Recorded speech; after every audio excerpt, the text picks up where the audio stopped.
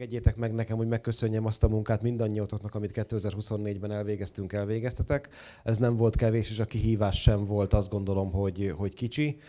Azt azért mindig jó hozzátenni, hogy mindenre a munkára egyébként azért van szükség, mert a tevékenység, amit végzünk, az a társadalom fókuszában van. Az emberek szeretnek közösségi közlekedést igénybe venni, szeretnek vonattal utazni, és reméljük ezen szokásokkal a következő évben sem hagynak fel.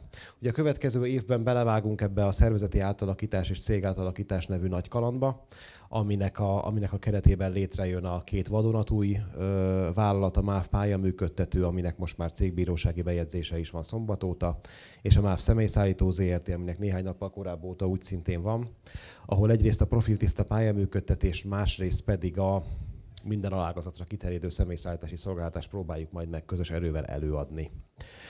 De addig is azt szeretném tőletek kérni, hogy amennyiben ez lehetséges, hagyjátok, hogy a kerekek egy kicsit nélkületek zakatoljanak. Aki éppen nincs szolgálatban, vagy nem köti semmilyen munkavégzési kötelezettség ebben az időszakban, ami előttünk van, akkor próbáljatok meg pihenni, feltöltődni, család, szerettek között lenni úgy, és aképpen, ahogy az számotokra a legjobb. És kívánom mindenkinek, hogy 2025-ben újult erővel tudjuk ellátni a ránk bízott feladatokat. Az teljesen biztos, hogy vasutas nélkül a következő évben sem lesz, és valószínűleg soha nem is lesz, de ez nekünk inkább erő, mint teher. Köszönöm szépen mindenkinek a közös munkát, áldott békés karácsonyt és boldog új évet kívánok nektek!